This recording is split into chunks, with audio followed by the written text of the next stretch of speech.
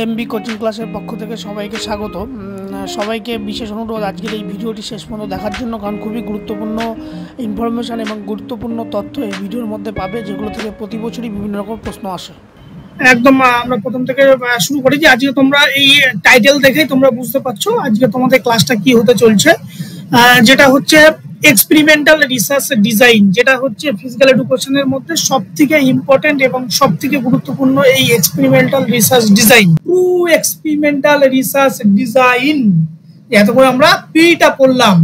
True experimental research ডিজাইনের এই যতগুলো কথা আছে সেই কথাগুলোকে বাদ দিয়ে যদি আমরা সিম্পল ভাবে বলি যে এক্সপেরিমেন্টাল রিসার্চ করার জন্য যে চারটে কন্ডিশন মূলত ছিল, সেই চারটে কন্ডিশন তোমরা কেউ বলতে পারবে কি কি ছিল? কেউ একজন বলতে পারবে চারটে কন্ডিশন কি কি ছিল? বলো, কুইক রেসপন্স দাও।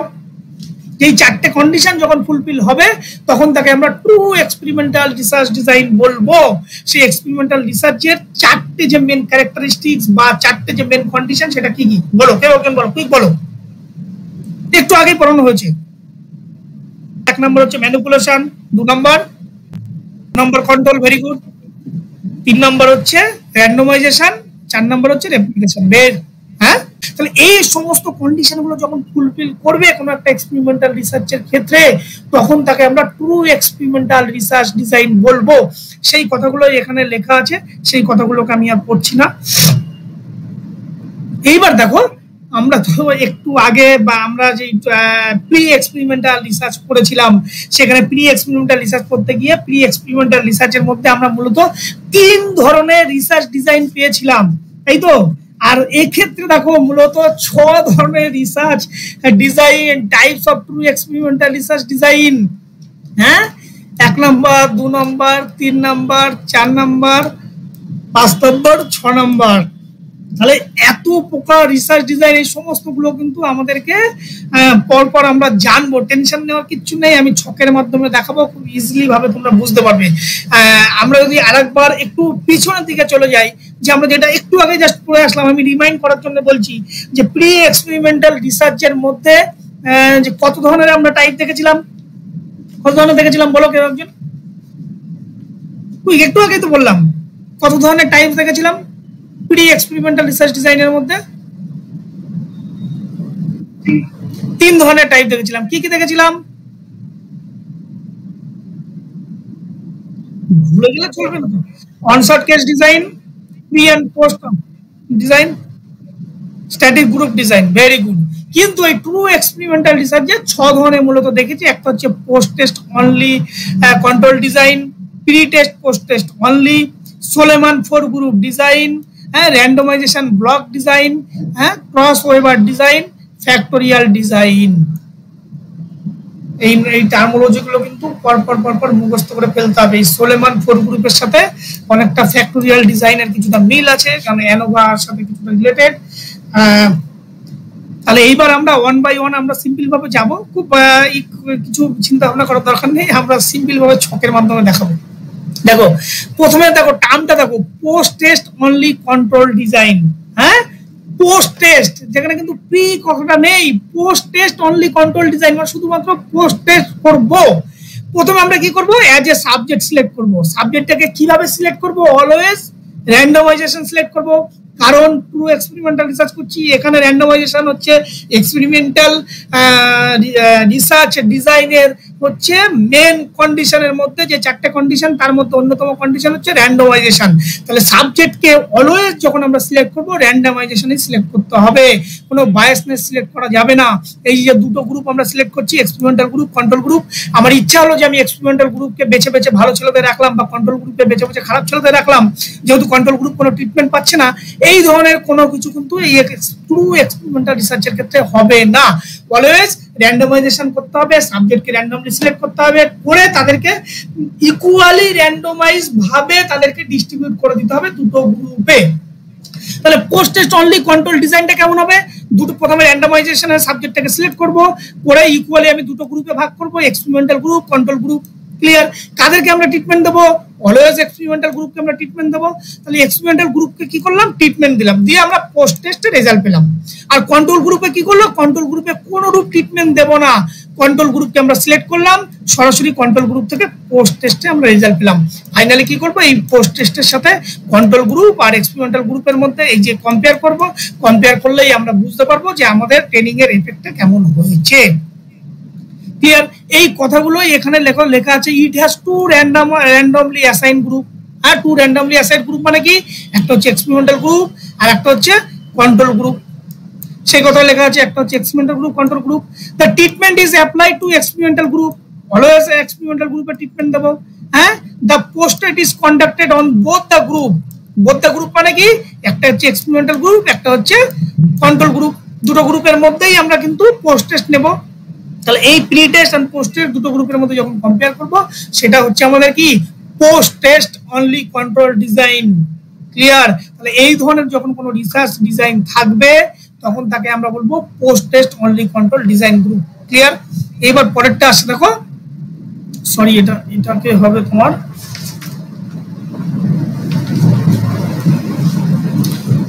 Pre test post test. এটা করা হয়নি, এটাকে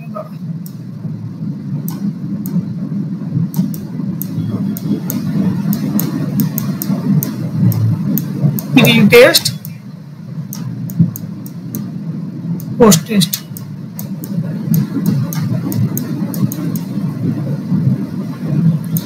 তাহলে pre test post test control ডিজাইনটা কেমন, এক্ষেত্রে দেখো আগেরটার সাথে একটুখানি ভেবে নাও, সেম একই জিনিস। এখানে র্যান্ডমলি সাবজেক্টকে সিলেক্ট করব, দুটো গ্রুপে ভাগ করব, এক্সপেরিমেন্টাল কন্ট্রোল গ্রুপ। ক্লিয়ার? এইবার যেহেতু এটার নামই প্রি টেস্ট পোস্ট টেস্ট, তাহলে দুটো গ্রুপেরই কিন্তু আমরা প্রি টেস্ট নেব, আবার দুটো গ্রুপেরই কিন্তু পোস্ট টেস্ট আমরা নিচ্ছি। ক্লিয়ার? পার্থক্যটা কোথায়, শুধুমাত্র এক্সপেরিমেন্টাল গ্রুপকে আমরা ট্রিটমেন্ট দেব, কন্ট্রোল গ্রুপে কোনো রূপ ট্রিটমেন্ট আমরা দেব না। সেটা হচ্ছে pre test post test control design. Clear? তাহলে দেখো প্রি টেস্ট আর পোস্ট টেস্ট কন্ট্রোল ডিজাইনটা কি, দুটো গ্রুপকে নিলাম, নিয়ে প্রথমে একবার তাদের দুটো গ্রুপের মধ্যে প্রি টেস্ট করলাম। ক্লিয়ার? তারপরে কি করলাম, একটা ট্রিটমেন্ট দেওয়ার পরে পোস্ট টেস্ট নিলাম, একটা ট্রিটমেন্ট না দিয়ে আমরা পোস্ট টেস্ট নিচ্ছি। এই ধরনের যখন কোনো রিসার্চ আমরা করব, সেটা হচ্ছে প্রি টেস্ট এবং পোস্ট টেস্ট কন্ট্রোল ডিজাইন। এখানে দেখো এই কথাগুলো লেখা আছে, in this research design subject are randomly assign either experimental or control group. Clear? দুটো গ্রুপকে এক্সপেরিমেন্টাল কন্ট্রোল গ্রুপে ভাগ করলাম। The effect of dependable variable are both the group seen before the treatment pre test, মানে কোনো একটা treatment দেওয়ার আগে দুটো গ্রুপের মধ্যেই আমরা প্রি টেস্ট দিলাম, দেওয়ার পরে তাদের মধ্যে আমরা ট্রিটমেন্ট দিলাম একটা গ্রুপকে, তারপর দেওয়ার পরে পোস্ট টেস্ট দিলাম। এক্ষেত্রে আমরা এই প্রি পোস্টের সাথেও আমরা যখন কম্পেয়ার করে দেখতে পারবো, আবার পোস্ট টেস্টের এফেক্ট আমরা দুটো কন্ট্রোল গ্রুপ এবং এক্সপেরিমেন্টাল গ্রুপের মধ্যে কম্পেয়ার করব। তাহলে এই যে দেখো আগে যেটা করলাম, আগে যে একটু আগে যে গ্রুপের ডিজাইনটা করলাম, সেই গ্রুপের ডিজাইন থেকে কি এই গ্রুপের ডিজাইনটা কি একটু বেটার? তো অলওয়েজ বেটার। মানে এই ক্ষেত্রে কি হচ্ছে, আমরা প্রি টেস্ট পাচ্ছি, যে টেস্ট শুরু করার আগে ট্রেনিং এর এফেক্টটা কিন্তু পাচ্ছি, আগেরটা কিন্তু পাচ্ছিলাম না। তাহলে এই প্রি টেস্ট পোস্ট টেস্ট কিন্তু আগেরটা থেকে একটু বেটার, মানে আমরা যত যাচ্ছি তত কিন্তু আস্তে আস্তে better training method, better experimental method আমরা পাচ্ছি। এরপরে আছে দেখো সুলাইমান 4 গ্রুপ ডিজাইন, এইটা হচ্ছে আগেরটা থেকে আরেকটু বেটার, কিন্তু এর আবার কিছু ডিফিকাল্টিজ আছে, সেগুলো আমি বলবো। এই সুলাইমান কি করেছিল, 1949 এ এই ধরনের রিসার্চ ডিজাইনকে প্রপোজ করেছিল। সেখানে কি বলেছে, র্যান্ডমাইজেশন সাবজেক্টটাকে সিলেক্ট করেছে। তাহলে দেখো সুলাইমান 4 গ্রুপ ডিজাইন, এখানে 4টে গ্রুপ বলে দিয়েছে, 4 গ্রুপ ডিজাইন, 4টে গ্রুপ নেব। কোনটা? একটা হচ্ছে এক্সপেরিমেন্টাল গ্রুপ 1, একটা হচ্ছে কন্ট্রোল গ্রুপ 1, আর একটা হচ্ছে এক্সপেরিমেন্টাল গ্রুপ 2, আর একটা হচ্ছে কন্ট্রোল গ্রুপ 2। ক্লিয়ার? তাহলে দেখো 4টে, এর আগের গুলোই কি ছিল, শুধুমাত্র দুটো গ্রুপ ছিল, একটা হচ্ছে এক্সপেরিমেন্টাল গ্রুপ, একটা হচ্ছে কন্ট্রোল গ্রুপ। এক্ষেত্রে কি করলাম, আমরা 4টে গ্রুপ নিলাম, এক্সপেরিমেন্টাল গ্রুপ, কন্ট্রোল গ্রুপ, একটা হচ্ছে এক্সপেরিমেন্টাল গ্রুপ 2, কন্ট্রোল গ্রুপ 2। তাহলে এই যে দেখো এই ক্ষেত্রে experimental group on, control group on, তার মধ্যে প্রি টেস্ট নেব, দুটোর মধ্যে প্রি টেস্ট নেব।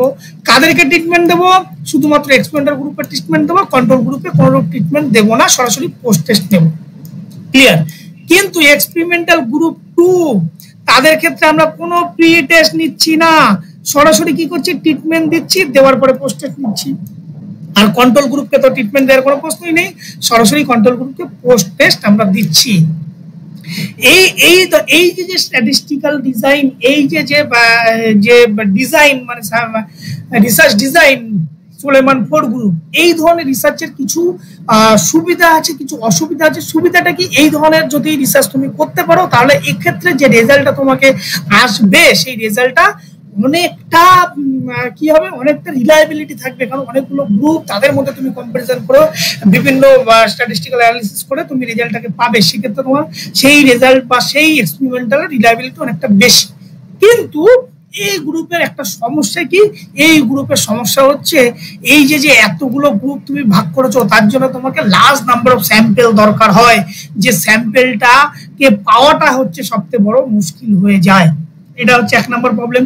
দ্বিতীয় প্রবলেম হচ্ছে এই যে চারটে গ্রুপের মধ্যে কি ধরনের স্ট্যাটিস্টিক্যাল অ্যানালিসিস হবে বা কিভাবে স্ট্যাটিস্টিক্যাল প্রসিডিওর হবে, কার সাথে কিভাবে কোরিলেশন করতে হবে বা কিভাবে তুমি কম্পারিজন করবে অ্যানোভা অ্যাঙ্কোভা, হ্যাঁ, এই বিষয়গুলোর মধ্যে কিন্তু একটা ডিফিকাল্টিস, একটা প্রবলেম কিন্তু এই ধরনের রিসার্চের মধ্যে হয়ে থাকে।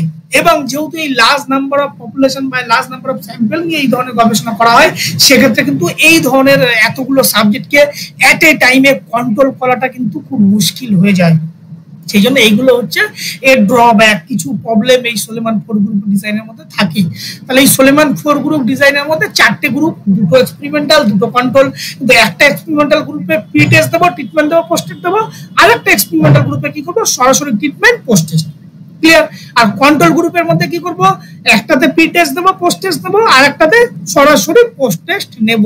সেই কথাগুলো এখানে লেখা আছে, এগুলোকে আমি আর পড়ছি না, যেগুলো বললাম তোমাদেরকে সেই কথাগুলো এখানে পড়া আছে। আমি স্লাইডটা তোমাদেরকে পাঠিয়ে দেবো, তোমরা এখান থেকে পড়ে নেবে ডিটেলস। ক্লিয়ার? এটা হচ্ছে সোলেমান ফোর গ্রুপ ডিজাইন। এরপরে আসছে randomise block design. Clear? Randomise block design মানে কি, এক্ষেত্রে কি করছে, তুমি যে ট্রিটমেন্টটাকে দিচ্ছ, হ্যাঁ, সেই ট্রিটমেন্টকে যে তুমি সাবজেক্টকে তুমি সিলেক্ট করছো, সেই সাবজেক্টকে হোমোজেনিটি হিসাবে সাবজেক্টকে তুমি ভাগ করছো বিভিন্ন গ্রুপে। এই যে আগের যে রিসার্চ তোমাকে যে ডিজাইনটা দিয়েছি, এই যে র্যান্ডমাইজেশনে যে তুমি সাবজেক্টটাকে সিলেক্ট করেছো, এই সাবজেক্ট সিলেক্ট করতে গিয়ে এতগুলো স্যাম্পলকে যখন তুমি সিলেক্ট করবে তখন র্যান্ডমাইজেশন মানে হোমোজেনিটি নিয়ে একটা প্রবলেম হবে, যে এতগুলো গ্রুপকে তুমি একই হোমোজেনিটি পাবে কি না। হোমোজেনিটি মানে তুমি যে গ্রুপের উপর ট্রেনিংটা দিচ্ছ সেগুলোর জন্য একই ক্যারেক্টারিস্টিক, একই চারিত্রিক বৈশিষ্ট্য হওয়া চাই। যদি না হয় তাহলে সেই হেটারোজেনেটিক হয়ে যাবে। হোমোজেনেটিক মানে তুমি যে ট্রেনিং এর এফেক্টটা দেখতে চাইছো সেই সাবজেক্টগুলোর জন্য একই ক্যাটাগরি, একই নেচার, একই বৈশিষ্ট্যের হয়ে থাকে। সেই ক্ষেত্রে এই র্যান্ডমাইজ ব্লক ডিজাইনের ক্ষেত্রে এই হোমোজেনিটিটাকে মেনটেন করা অনেকটা সম্ভব হয়। সেক্ষেত্রে কি করেছো, সেক্ষেত্রে তুমি দেখো এখানে আমি কি করেছি, যে হাইপারটেনশন, তুমি একটা ড্রাগসের অ্যান্টি হাইপারটেনসিভ ড্রাগসের এফেক্ট দেখতে চাইছো, যে হাইপারটেনশন যারা আছে, ধরো প্রাইমারি হাইপারটেনশন পেশেন্টদের, আর একটা হচ্ছে হাইপারটেনশন 2%, আর একটা হচ্ছে হাইপারটেনশন 3%। এখানে ক্যাটাগরি ভাগ করেছো, তাদের যে হাইপারটেনশন যে পেশেন্টগুলো আছে তাদের ক্যাটাগরি অনুযায়ী হাইপারটেনশন 1, 2, 3 এইভাবে ভাগ করে তাদের উপর কোনো ড্রাগসের এফেক্ট দেখতে চাইছো। ক্লিয়ার? তাহলে এই যে ড্রাগসের এফেক্ট তুমি দেখতে চাইছো, সেখানে কি করছো দেখো, এখানে এই যে হাইপারটেনশন 1, তার মানে কি যে শুধুমাত্র এই গ্রুপে যে হোমোজেনিটি সেটা কিন্তু অনেকটা বজায় থাকছে। এখানে কি করছে, টোটালটাই যদি আমি বলে দিই, অল পেশেন্ট হচ্ছে হাইপারটেনশন পেশেন্ট। ক্লিয়ার? তাহলে হাইপারটেনশন 1, 2 যদি ভাগ না করতে তাহলে কিন্তু এখানে হোমোজেনিটিটা কিছুটা হলো মেনটেন করা হতো না। এক্ষেত্রে কি করছে, এই ব্লক ডিজাইনের ক্ষেত্রে যে গ্রুপ বা সাবজেক্ট যাদেরকে তুমি এফেক্ট দেখতে চাইছো তাদের হোমোজেনিটিটাকে ভালোভাবে, সেই হোমোজেনিটিটাকে মেনটেন হচ্ছে, মেনটেন করে কোনো কিছুর উপর তুমি ড্রাগসের এফেক্ট দেখতে চাইছো। এখানে কি করছো, ধরো এই যে 3 ধরনের A, B, C, এগুলো কি 3টে ড্রাগস, এই ড্রাগসের এফেক্ট দেখতে চাইছো যে হাইপারটেনশন 1 গ্রুপে, হাইপারটেনশন 2 গ্রুপে, হাইপারটেনশন 3 গ্রুপে তুমি ভাগ করে দিয়েছো, তাদের ক্যাটাগরি অনুযায়ী, তাদের হোমোজেনিটি অনুযায়ী ভাগ করে দিয়ে যে এই ড্রাগসের এফেক্ট কেমন করছে হাইপারটেনশন 1 এর, হ্যাঁ, আবার ড্রাগস 2 এর এই এফেক্ট কেমন করছে, আবার এখানে ড্রাগস 3 এর এফেক্ট কেমন করছে। এইভাবে যখন তুমি কোনো রিসার্চ ডিজাইন করবে সেটাকে র্যান্ডমাইজ ব্লক ডিজাইন বলা হয়। এটা আগেরটা থেকে কিছুটা অনেকটাই বেটার, কারণ এখানে সাবজেক্টের হোমোজেনিটি মেনটেন করছে। যদি হোমোজেনিটি যখন তুমি মেনটেন করবে তখন তুমি কোনো ট্রেনিং এর এফেক্টটা ভালো পাবে। যদি ধরো সাবজেক্টের হেটারোজেনেটিক সাবজেক্ট হয় তখন কিন্তু হোমোজেনেটিক যদি না হয় সেক্ষেত্রে কিন্তু ট্রেনিং এর এফেক্টটা সঠিকভাবে পাওয়া যায় না। এই জন্য এই র্যান্ডমাইজ ব্লক ডিজাইনটা কিন্তু খুব গুরুত্বপূর্ণ একটা রিসার্চ ডিজাইন, এই এক্সপেরিমেন্টাল রিসার্চের ক্ষেত্রে। এই কথাগুলো এখানে লেখা আছে, আর বলছি না। এরপর দেখো cross over design. Cross over ডিজাইনটা কি, এতক্ষণ ধরে আমরা কি করলাম, এতক্ষণ ধরে আমরা একই ট্রেনিং সবাইকে দিচ্ছিলাম।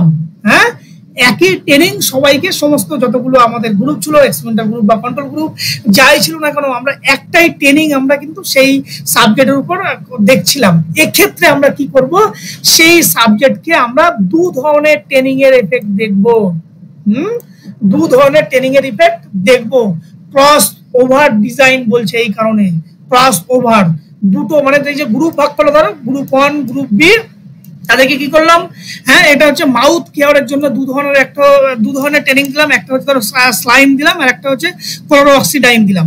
হ্যাঁ, প্রথমে কি দিলাম, ক্লোরোঅক্সিডাইনের মধ্যে তার এফেক্টটা দেখলাম, দেওয়ার পরে তারপরে কি হচ্ছে, স্লাইন দিয়ে আবার এফেক্টটা দেখলাম যে মাউথ কেয়ারে কোনটা বেস্ট।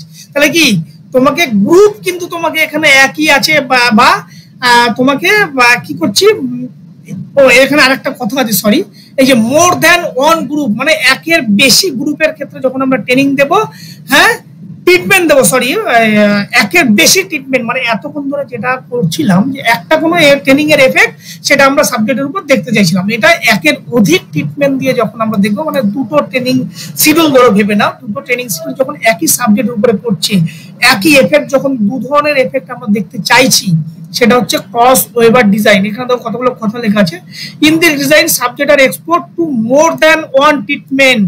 মোর দ্যান ওয়ান ট্রিটমেন্ট মানে কি, একটা এই যে মাউথ কেয়ারের জন্য কি ধরনের ট্রিটমেন্ট দিচ্ছিলাম, একটা হচ্ছে ক্লোরোঅক্সিডাইন দিয়ে একবার দেখছিলাম, একটা হচ্ছে স্লাইন দিয়ে দেখছিলাম।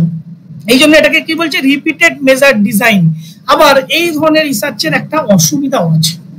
অসুবিধাটা কি, ধরো এই যে তুমি যে একটা ট্রিটমেন্ট দেওয়ার পরে আরেকটা ট্রিটমেন্ট দিচ্ছ, তুমি এবার পরিষ্কার করে বলতে পারবে না, বা লাস্টলি তুমি যখন কনক্লুশনে আসবে তখন তুমি বলতে পারবে না যে কোন ট্রেনিং এর এফেক্ট বা কোনটার এফেক্ট পুরোপুরি ভাবে সম্পূর্ণভাবে সঠিকভাবে কাজে লেগেছে।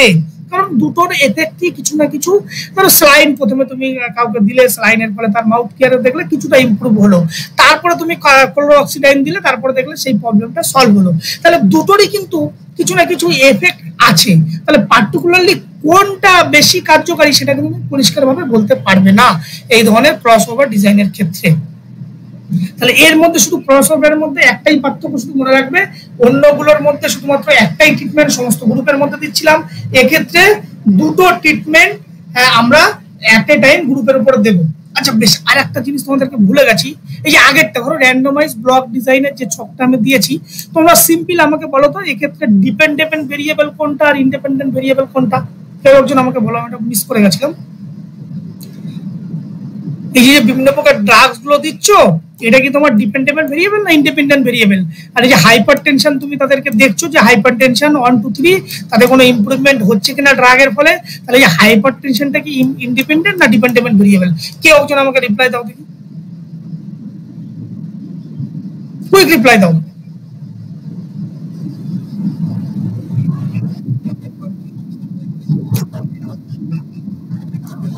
Very good, very good. হাইপারটেনশনটাকে আমরা দিচ্ছি কারণ ড্রাগের এফেক্ট দেখতে চাইছি, মানে এই যে ড্রাগ, বিভিন্ন প্রকার ড্রাগ, মানে এগুলোকে আমরা ম্যানিপুলেশন করে দিচ্ছি বিভিন্ন প্রকার ড্রাগ, তাহলে ড্রাগ গুলো হচ্ছে আমাদের ইন্ডিপেন্ডেন্ট ভেরিয়েবল। হাইপারটেনশন সেই ড্রাগের ফলে কোনো ইমপ্রুভমেন্ট হচ্ছে কিনা হাইপারটেনশনকে দেখছি, মানে সেটা হচ্ছে ডিপেন্ডেন্ট ভেরিয়েবল। Very good. চলো লাস্ট, ফ্যাক্টোরিয়াল ডিজাইন। ক্লিয়ার? এই যে ট্রু এক্সপেরিমেন্টাল রিসার্চের লাস্ট যে 6 নাম্বার ছিল ফ্যাক্টোরিয়াল ডিজাইন, এটা খুব ইম্পর্টেন্ট। এবং তোমরা অনেক সময় অনেক রিসার্চ বা থিসিস যদি পাতা উল্টো দেখো, সেক্ষেত্রে এই ফ্যাক্টোরিয়াল ডিজাইনটাকে তোমরা রিসার্চ ডিজাইনের মধ্যে দেখবে। মূলত এটা অ্যানোভার ক্ষেত্রে প্রযোজ্য হয়, আর 2x3 বা 2x2 ফ্যাক্টোরিয়াল ডিজাইন এগুলো তোমরা পাবে। এগুলো অ্যানোভা করার সময় আমি এগুলো আরো ডিটেলসে বলবো, এখন সিম্পল ভাবে শুধু এইটুকু বুঝে নাও যে ফ্যাক্টোরিয়াল ডিজাইনটা হচ্ছে কি, এখানে আগেরটাই যেটা কি করেছিলাম তোকে একই জিনিস, protocol for mouth care. Block ডিজাইনটার কথা ভাবো, ওখানে কি ব্লক অনুযায়ী ভাগ করেছিলাম, এক্ষেত্রে কি করছি ফ্রিকোয়েন্সি অনুযায়ী ভাগ করছি। হ্যাঁ ফ্রিকোয়েন্সি অনুযায়ী মাউথ কেয়ারকে দিচ্ছি যে একবার 4 ঘন্টা বাদ দিচ্ছি, একটা 6 ঘন্টা বাদ দিচ্ছি, একটা হচ্ছে 8 ঘন্টা বাদ দিচ্ছি, দিয়ে প্রথম যে ক্লোরোক্সাইন দুটো যে আমরা মাউথ কেয়ারের জন্য যে দিয়েছি যে মেডিসিন, তার মধ্যে দেখো সেই 4 ঘন্টা বাদে তার কি এফেক্ট করছে, 6 ঘন্টা বাদে তার কি এফেক্ট করছে, 8 ঘন্টা বাদে তার কি এফেক্ট করছে। হ্যাঁ এই ধরনের ডিজাইনকে আমরা কি বলবো, ফ্যাক্টরিয়াল ডিজাইন। এখন শুধু এইটুকু জেনে নাও, অ্যানোভা পড়ানোর সময় ডিটেলস আমি বলবো ফ্যাক্টরিয়াল ডিজাইন সম্পর্কে, কারণ এখন বললে গুলিয়ে ফেলবে। শুধু জেনে নাও ফ্যাক্টরিয়াল ডিজাইন আমাদের ফিজিক্যাল এডুকেশনের ক্ষেত্রে অনেক সময় এক্সপেরিমেন্টাল রিসার্চে ভীষণভাবে কাজে লাগে এবং ভীষণভাবে জরুরি এই অ্যানোভা অ্যাঙ্কোভা ইত্যাদি ইত্যাদি করার সময়। ক্লিয়ার? এইবার আমরা কিছু অ্যাডভান্টেজ এবং কিছু ডিসঅ্যাডভান্টেজ আমরা একটুখানি জেনে নেব যে পুরো এক্সপেরিমেন্টাল রিসার্চের। দেখো এখানে দেখো একদম প্রথমে কি লেখা আছে, পাওয়ারফুল ডিজাইন। কেন পাওয়ারফুল ডিজাইন বলছি, অ্যাডভান্টেজের ক্ষেত্রে কেন পাওয়ারফুল ডিজাইন বলছি, কারণ হচ্ছে একটাই, এক্সপেরিমেন্টাল রিসার্চ করার জন্য যে যে ধরনের কন্ডিশন গুলো থাকা দরকার সমস্ত কন্ডিশনে ট্রু এক্সপেরিমেন্টাল রিসার্চের মধ্যে ফুলফিল করে।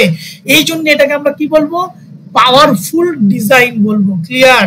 যদি কখনো এমসিকিউ প্রশ্ন আসে যে কোন এক্সপেরিমেন্টাল রিসার্চের কোন ডিজাইনটাকে পাওয়ারফুল ডিজাইন বলা হয়, তখন সেটাকে বলবে ট্রু এক্সপেরিমেন্টাল ডিজাইন। ক্লিয়ার? তারপরে কি আছে, relationship can be established in one more statistical way, in more statistical way. মানে এই যে ধরো তুমি যে ডিপেন্ডেন্ট ভেরিয়েবলের উপর যে তুমি এফেক্টটা দেখতে চাইছো, যে ইন্ডিপেন্ডেন্ট ভেরিয়েবলের উপরে ডিপেন্ডেন্ট ভেরিয়েবলের কি এফেক্টটা হচ্ছে, সেগুলো কি তুমি যখন দেখতে চাইছো ডিফারেন্ট স্ট্যাটিস্টিক্যাল ওয়ে তুমি পাবে, ডিফারেন্ট স্ট্যাটিস্টিক্যাল ক্যালকুলেশন তুমি করতে পারবে, যার ফলে কিন্তু তুমি তার এফেক্টটা কতটা প্রপোর্শনাল হয়েছে সেই সমগ্র ব্যাপারটা কিন্তু তুমি দেখতে পারবে। সেই জন্য বলছি এটাকে বিভিন্ন প্রকার স্ট্যাটিস্টিক্যাল ওয়ে পাবে, যার ফলে খুব সুন্দরভাবে এই এফেক্টটাকে তুমি দেখতে পাবে এবং সেটাকে তুমি ফুললি স্টাবলিশড করতে পারবে এই ট্রু এক্সপেরিমেন্টাল রিসার্চের ক্ষেত্রে। এটা কি বলছে, greater degree to purity due to control. এই যে ট্রু এক্সপেরিমেন্টাল রিসার্চটাকে করছো, তার যে রিসার্চ ডিজাইন এবং সেখানে কি করছো, সমস্ত রিসার্চটাকে তুমি অ্যাজ এ রিসার্চার তুমি ফুললি কন্ট্রোলের মধ্যে করতে পারছো, কারণ সমস্ত টার্মোলজি গুলোকে তুমি কন্ডিশন গুলোকে তুমি ফলো আপ করছো, এই জন্য এটা টোটাল কন্ট্রোলের মধ্যে থাকে। ক্লিয়ার? তারপরে হচ্ছে কি, purely manipulated by the researcher. মানে এই গোটা যে ইন্ডিপেন্ডেন্ট ভেরিয়েবল ট্রেনিং স্কুল কিভাবে হবে, তার ডিজাইন কি হবে, এভরিথিং কে ম্যানিপুলেট করছে, কখন ট্রেনিং হবে, এভরিথিং অ্যাজ এ রিসার্চার তুমি সেগুলোকে ম্যানিপুলেট করে কিন্তু ট্রেনিংটা দিচ্ছ। তারপর একটা দেখো খুব গুরুত্বপূর্ণ, this research are performed in laboratory, so research can be work with more concentrated way and carefully। তাহলে এই যে ট্রু এক্সপেরিমেন্টাল রিসার্চটা মূলত কি হয়, মূলত ল্যাবরেটরি ফিল্ড বেসও হতে পারে, না আর কিছু নেই। তাহলে ল্যাবরেটরিতে যখন তোমার এই ধরনের রিসার্চ হবে তখন কি হয়, সেখানে তোমার টোটালটাই কি হবে, আন্ডার কন্ট্রোলের মধ্যে থাকবে এবং সেখানে অ্যাকচুয়াল যে রেজাল্টটা আসবে সেটা একদম সঠিক রেজাল্ট আসবে। এই হচ্ছে তোমার এই ট্রু এক্সপেরিমেন্টাল রিসার্চের অ্যাডভান্টেজ। ক্লিয়ার? এবার কিছু এর সুবিধা যেমন আছে, কিছু অসুবিধাও আছে। কি অসুবিধা আছে, দেখা যাচ্ছে most of the study can not be replicated on humans due to ethical consideration. বলেছে যে এই যে রেপ্লিকেশনটা যে একটা গুরুত্বপূর্ণ, যে পুনরায় সেই এফেক্টটাকে আমি আবার দেখবো যে আমার সঠিক রেজাল্ট আসছে কিনা, এটা যখন আমার এই এক্সপেরিমেন্টাল রিসার্চের একটা মূল কন্ডিশন, সেই কন্ডিশন মাঝে মধ্যে কিন্তু সেই রেপ্লিকেশনটা করাটা সেম স্টাডির ক্ষেত্রে সম্ভব হয় না। কিছু কিছু এক্সপেরিমেন্ট করাটা সম্ভব হয় না, কারণ এই এক্সপেরিমেন্টাল মূলত হিউম্যানের উপর করা হয়ে থাকে। সেই হিউম্যানের উপর কোনো কাজ করতে গেলে মূলত কি লাগে, আমাদের এথিক্যাল পারমিশন লাগে। উইদাউট এথিক্যাল পারমিশন কিন্তু আমরা কোনো হিউম্যান রিলেশন নিয়ে কোনো কাজ আমরা করতে পারি না। তাহলে এই এথিক্যাল পারমিশনের জন্য অনেক সময় কিন্তু রিপিটেডলি সেই কাজটা করা সম্ভব হয় না, এটা একটা ডিসঅ্যাডভান্টেজ। ক্লিয়ার? তারপরটা কি, need a valid and good instrument for measurement. এই যে এই ধরনের এক্সপেরিমেন্ট করার জন্য, যেহেতু এটা ল্যাবরেটরি বেসড এক্সপেরিমেন্ট মূলত হয়ে থাকে, বা তোমাকে ধরো ল্যাবরেটরি ছাড়া ফিল্ড ওরিয়েন্টেডও যদি হয়ে থাকে, এই ধরনের এক্সপেরিমেন্ট করার জন্য আমাদের একটা কি ভ্যালিড এবং ভালো ইনস্ট্রুমেন্ট আমাদেরকে দরকার, যেটা মাঝে মধ্যে সেই ধরনের ইনস্ট্রুমেন্ট কিন্তু আমাদের কাছে অ্যাভেলেবেল নাও হতে পারে। ক্লিয়ার? তারপরে কি বলছে, this study need to laboratory because in environment extraneous variable can be effect in study.